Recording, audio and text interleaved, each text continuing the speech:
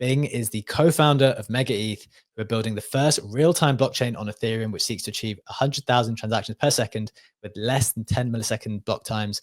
MegaETH announced their seed round in June of this year, where they raised $20 million, led by Dragonfly Capital, with some very prominent angels like Vitalik, Joseph Lubin, Sriram, and Cobie. They also just last week sold out a $10 million community round on Echo in seconds. Bing is also an advisor to Consensus and the founder of Hotpot DAO. In this conversation, we'll discuss Bing's history, journey towards MegaETH, the MegaETH story and product, and why its vision is so important for Ethereum, and how we can expect it to be leveraged in the future. Bing, welcome to the stage. How are you doing? Thanks for joining us. Yeah, thank you for having me. You know, I'm actually a little nervous because an ex-Consensus colleague just messaged me on Telegram. He said he loves your show. He listens every morning. And he's happy he's listening to me, so I want to say hi to him. I don't want to dox you, but yeah, feels weird that someone else I know is listening to this. The people are watching Bing Legendary. Do you want to share quickly your story yesterday of the people who have been watching our show that you didn't know? Yesterday, I spent the day at my accountants and tax advisors, and first of all, I was super surprised how big the team did grow, because I still remember when. That used to be almost a one-man show. I was also surprised by the amount of people there who listen into our show. And it's quite weird, because it's something I expect more like to happen at NFT conferences when you run around in your bubble. And then there's people who kind of recognize you because we do the show. But in that environment where I was just like there to take care about like some accounting and tax stuff, obviously being recognized felt a bit surreal. What if they go, last week you were talking about this coin you're creating. We don't see it on your tax reports. What's going on there? They could call me out for LARPing if I were to LARP, yeah. The government are watching Legendary's moves by watching the show. So yeah, Bing, we sympathize. The people are watching. But look, let's get into it. Before we explore MegaETH itself, I mean, unfortunately, obviously Bread is with you guys, so we're going to do a proper deep dive on your product. I wanted to ask you about you. You've been a prolific writer on crypto and blockchain since 2021 on Substack, or at least that's what I noticed. Why did you first start writing about crypto and blockchain, and what led you to MegaETH? Yeah, absolutely. So before I started writing, I actually worked at Consensus for many years. So got into crypto in 2017 during the ICO boom. But before that, I experienced a bit of crypto when I used to live in Africa. So a lot of the multinationals actually were using Bitcoin as a rail to get money from Africa continent, right? Because the monetary policy there is so bad. So I always just knew people who were using crypto. So like actually people always say, oh, where's mass adoption? I think if you look a bit farther from the Western sphere, a lot of people are actually already using crypto. And then, you know, I moved from Africa to the Middle East, and then Consensus was opening office in the UAE, and I joined. So that's how I started my crypto journey. In terms of writing, I've always been a big fan of writing anything. In fact, I really like writing poetry, short novels, and I have this schizo idea of believing parallel universe. I don't know. I think crypto really fits me, allows my imagination to somehow play in a different role, like trading meme coins, I guess. So I always just enjoy writing. I used to mainly write in Chinese. And then in 2019, I worked at Consensus, and one of the Consensus portfolio company is Decrypt. So actually they had a merge with Rug Radio that you just mentioned. So I really wanted to write, and I wanted to write so much in English and kind of write about what's happening in crypto in China and to bridge the cultural differences. And people remember, right? For the last many cycles, crypto majority of the liquidity happens in Asia, especially, you know, with Bitcoin mining, etc. So I cold messaged the editor-in-chief. I said, "Yo, dude, like I was in San Francisco. I did a brief stint at Brave. So I was in San Francisco, and Justin Sun was visiting San Francisco. That was before he was banned, right? And I pitched to the editor-in-chief. I said, you know, I'm going to that event. I'm going to figure out what Justin Sun did, but you give me an opportunity to write about this. So that was my first article. And ever since then, I started writing just like occasional random pieces for Decrypt on things that I thought was interesting. And then slowly, my editor-in-chief said, you know, you have such a unique voice, way of writing, which to me is probably, I've translated a lot of things from Chinese to English, so it probably has a unique tone. He's like, why don't you start a column? And then I started a column. So that was way before my Substack. So I started a column, and the column's called Da Bing, hence my name, Brother Bing. So I was never called Brother Bing before. It was really because of my column.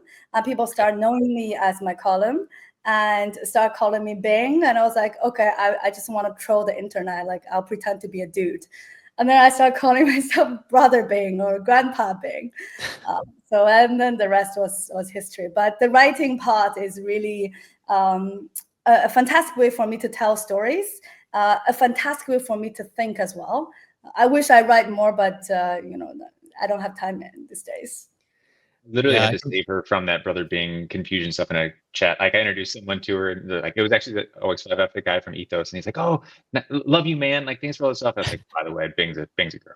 Like, it's like, and I think she enjoys making everyone like troll people for this stuff. So it's just part of her personality. It's certainly confusing. There's a tiger, there's a brother, there's the actual human, but the explanation is very, very helpful. Parallel universe. Yeah, definitely different spirits and different personalities for different universes. Okay, this question wasn't planned, but you mentioned China there and how you've got obviously deep knowledge there. You've been writing about that in the West as well. I think it's fair to say our audience very much skews towards the West as things stand. What's something that you think is misunderstood in the West about the East? Or like, what's like some of the knowledge that you've gained in the East that you think that other people just don't understand at the moment? I think previously I think the Eastern market, right, especially from developer perspective, are really good at improving efficiency. Right? When they see an opportunity, they do a quick calculation of what's my cost, what's my revenue, and that's why mining, right, historically has been dominated by Asian countries, because you just intuitively know what's your return. But we have not seen a lot of like breakthrough technology project, right, coming from the East. However, I do think that's changing, because I think with, you know, the crypto infrastructure getting better and better, the Eastern builders are also very good at consumer stuff. And I think that slowly is going to shine, right? We saw, I mean, in Web2, TikTok is a great example, like that company. I mean, too bad it can't go IPO, otherwise I think it's gonna actually go to the moon. But StepN, right, came from Chinese founders. So I think as crypto infrastructure is getting more ready, we're going to see this like more gamified, more consumer, more like attention-grabbing application coming from the East. So I think that's on the developer side. On the consumer side, I don't know if there's any difference, to be honest. I think everybody loves to ape. Everybody loves a good meme. I definitely think different memes catch different audiences, right? But yeah, I think from that extent it's different. And then obviously different countries also behave completely differently, right? Like Korean market is very much on its own. I'm slowly understanding a bit of Southeast Asian market as well. And even I think the fact that, you know, Virtue came from a Malaysian team is extremely promising. So crypto is truly global. And then I think the East and West bridge, I don't think the two parts will completely understand each other. It's just same in real life. There's just too much cultural differences. I think that's a really, really fair point. I like that you mentioned virtuals. We spoke to the founder on this show maybe a month or so ago, kind of before it really, really exploded. I think they were doing an awesome job, and they are doing an awesome job. Appreciate that. Want to hand over to Brett in just a second. After this question, Brett's going to focus on product. But before we get there, wanted to speak about like the process of raising and how you've been thinking about that stuff. So just to, you know, go back in time a little bit. You announced a $20 million seed round led by Dragonfly, with notable participation from angels like Vitalik, Joseph Lubin, and Cobie. I think one of the key things people want to, or are probably interested in from a builder side, is like, how do you get how do you manage to get those people? Because I think it's a great signal to the market that people take a lot of confidence from. So what were the details in the process there, how you secured your lead, and how the rest of that investment flowed? I wish I have a good answer, but I think my co-founders are just like the smartest people and also the kindest, right? So a bit of a history. So I joined MegaETH as a co-founder, but I did not start MegaETH. So MegaETH was started by Elon. And Elon was studying low latency data center compute at Stanford for 6 years, right? So we're talking about execution environment that's like in nanosecond, really fast. And I remember he always told me like, oh, you know, what I studied was too fast for Google. So it's like, there's not many places where he can apply his knowledge. And then, but because he's never in crypto, so he encountered blockchain distributed system, and he realized that, okay, all of you have been tackling performance for all these years, but there is a very obvious answer to scale an EVM blockchain, which is actually by upgrading the execution environment, which is really what MegaETH's secret sauce is. So that's one aspect. And then my second co-founder, Lei studied a distributed system at MIT for 6 years. So what does it really mean, right? Like it means like he studied consensus for 6 years at MIT. So he was collaborating with the EF. He wrote like gazillion papers with Sriram when Sriram was still a professor, and David Tech from Babylon as well. And then, and it's funny, he studied consensus for all this year, and then he realized that, hang on, for a consumer, for developers to build truly scalable application, they have to build in an environment that does not have consensus. It was quite ironic. He studied this thing for 6 years, and then he reached a conclusion that does not matter. And his specialty was distributed system, which means like, not only does he understand execution environment consensus, but also data availability and everything. So he designed the whole system of MegaETH, which is incredibly heterogeneous, and then coupled with Elon's execution environment. So that gives you a extremely performance fast product.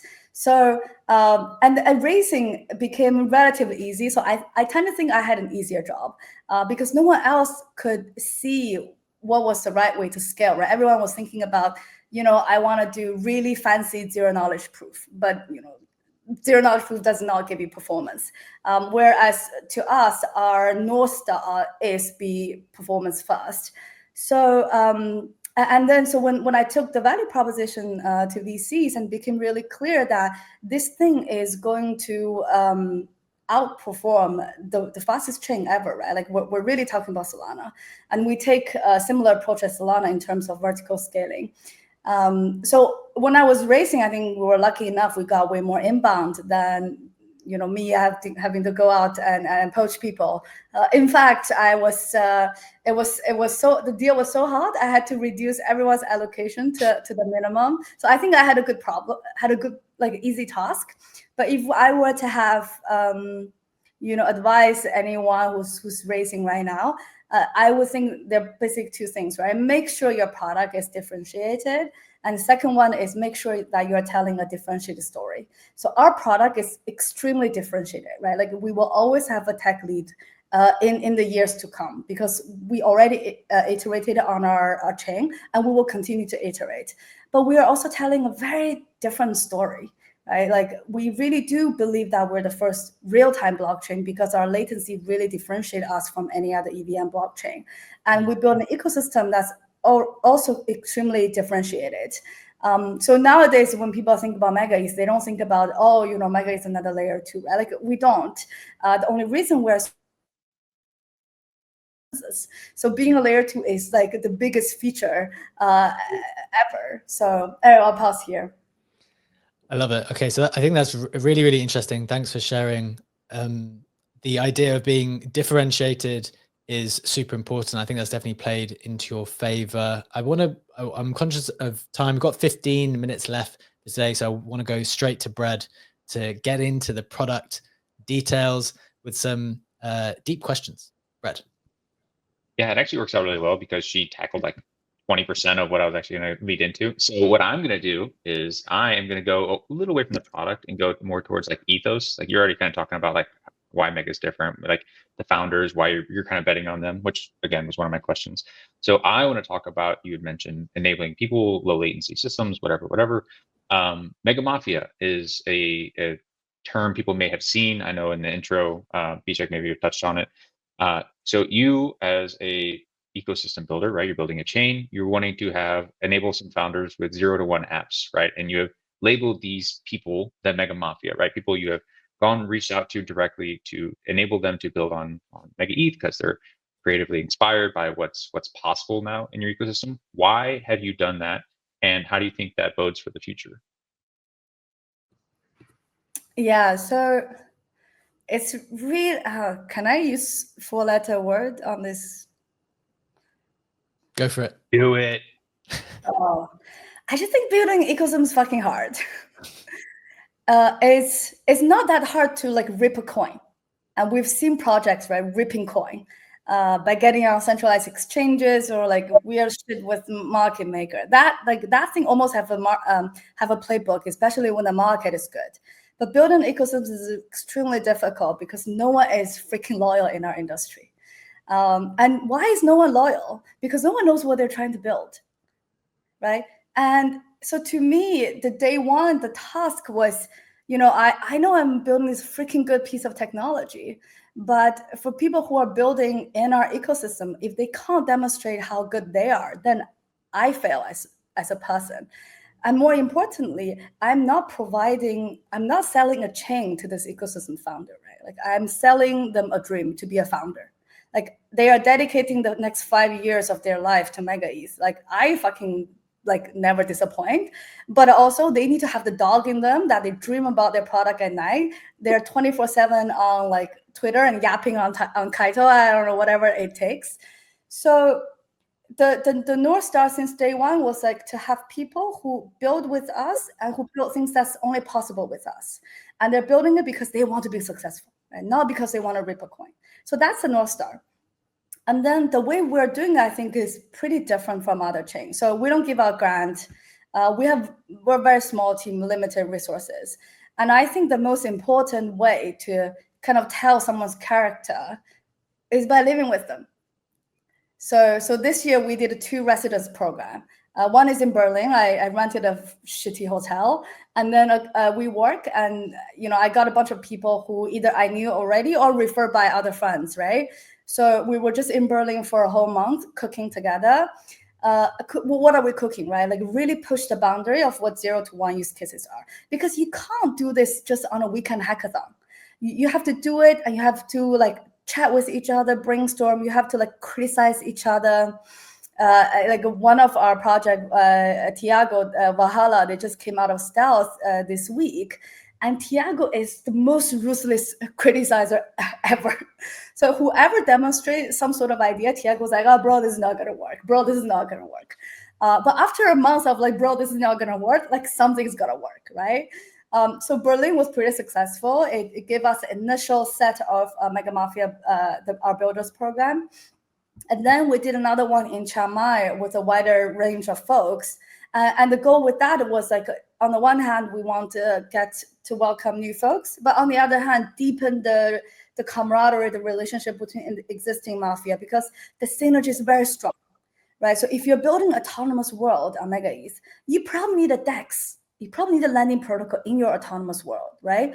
And if there's no builders program, you're probably going to go out in the wild and you have no idea what to do. But by having a cohort of build, everyone is pushing from 0 to 1, and everyone is deeply rooted for each other's success. It becomes very collaborative. Very much we build together, we win this together. So I think that's a secret of building our ecosystem. But again, our chain does not exist, right? So everything I'm saying is just like me talking. But I do think it represents our principle is we want to find people who are not grifty, who have the ambition to build in big. And I want to put everything together in the same room, and they're going to fight with each other, and hopefully one day they will love each other. Love it. All right. So that was the upside stuff. I think I'm pretty bullish on what you're building with. Again, megamafia is the term for that cohort. Taking to the other side, I got to give you a critical question before you get out of here.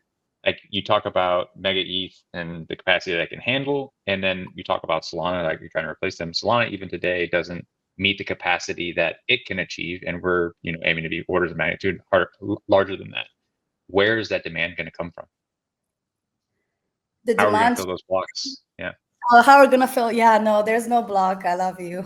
Chain does not exist. Yeah, I think that it's well, the obvious answer is to have applications, right? Application that obfuscate the complexity of the blockchain, like applications that provide emotional value to end users.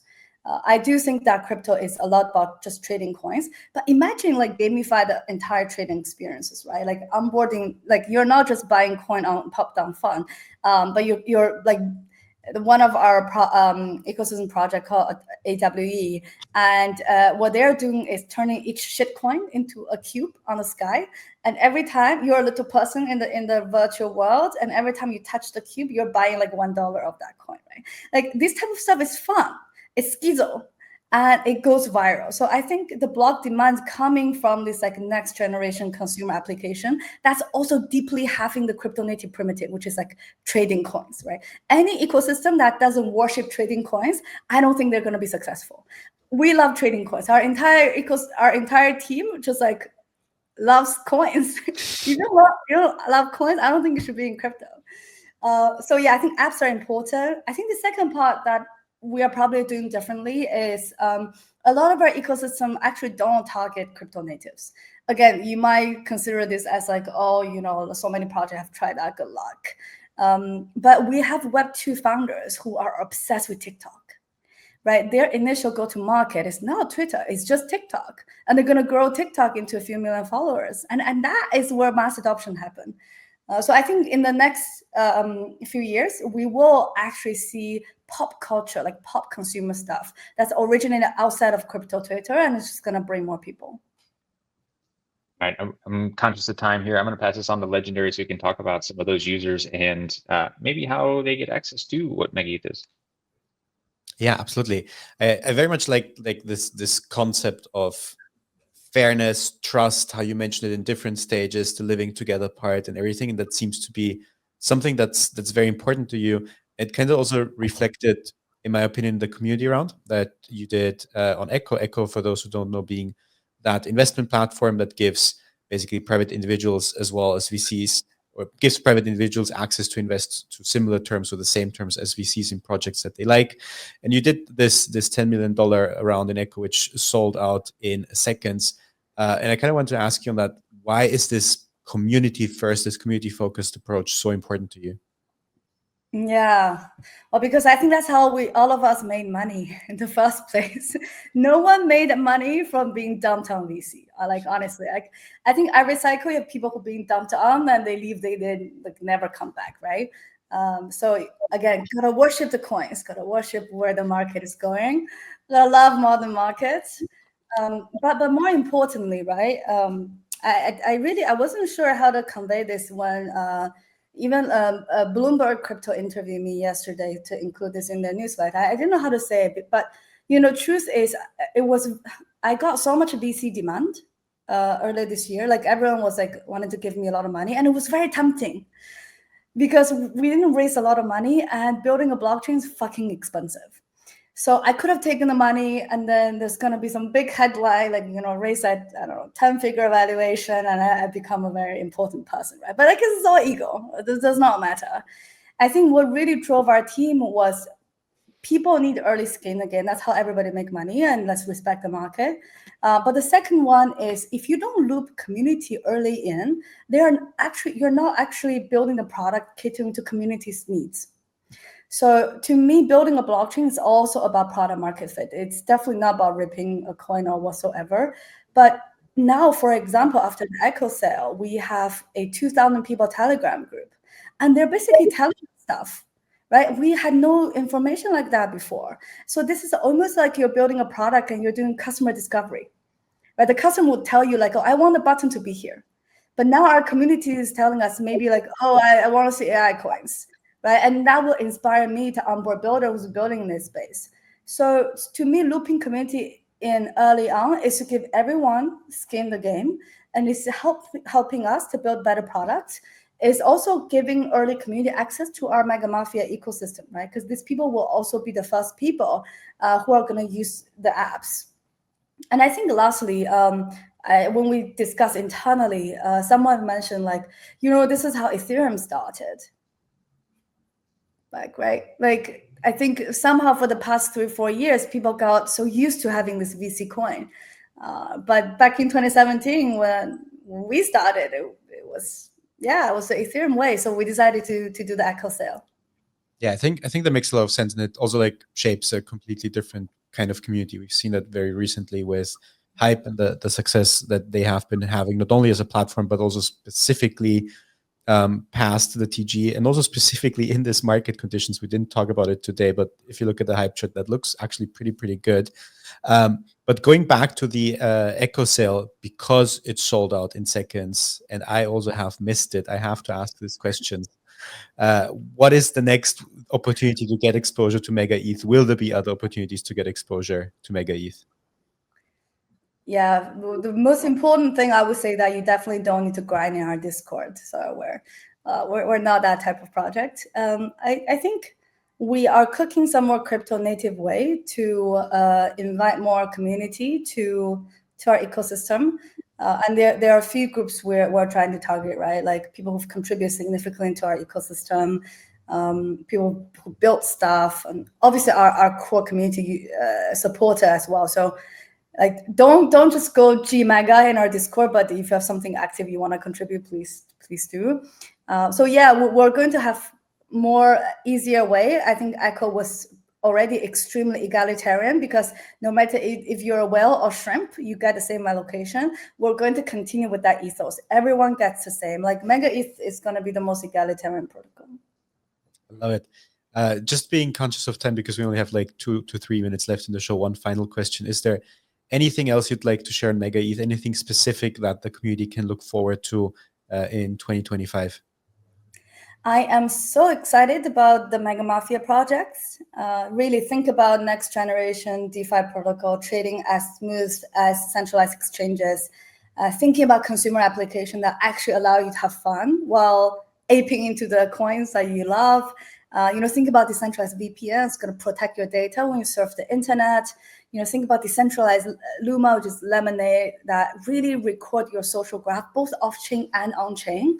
What I would say is we are taking huge risk, experimenting with founders who are trying to create touch points between crypto and real life.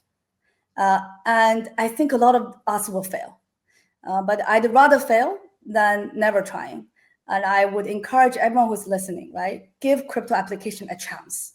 If you are listening to this, if you love the industry, use the blockchain, use the apps. And I think we can work on this together to make the apps actually useful, and then more people will join us on this journey. Love it, Bing. That's so helpful. I think it's a nice message there to say to people, look, you're trying to go big, and just doing the same VC circle and focusing on crypto Twitter forever is not going to bring the mass adoption that I think people are dreaming of. So we appreciate you so much for your time. I think that was a really interesting and thoughtful conversation. I hope everyone in the audience enjoyed it. We had 1,300 watching in, and we had a good couple hundred in the spaces too. I'm just going to share your socials so people can check you out and follow along. So we've got the MegaETH account, of course, and your personal account is at hotpot_DAO. That's right, correct? Anywhere else people should follow along? Everyone is following Brad already, I assume, and join our Discord if you actually enjoy Discord, but don't feel obliged to grind. There we go. Thanks so much for joining us, Bing. Just a reminder, guys, as always, we do this every single day, Monday to Friday at 7 a.m. Eastern time for 1 hour. We're available here on X Video, Twitter Spaces, YouTube, and Apple Podcasts and Spotify, if that's where you prefer to catch up. We will be back with you on Monday. Take care. Have a wonderful weekend.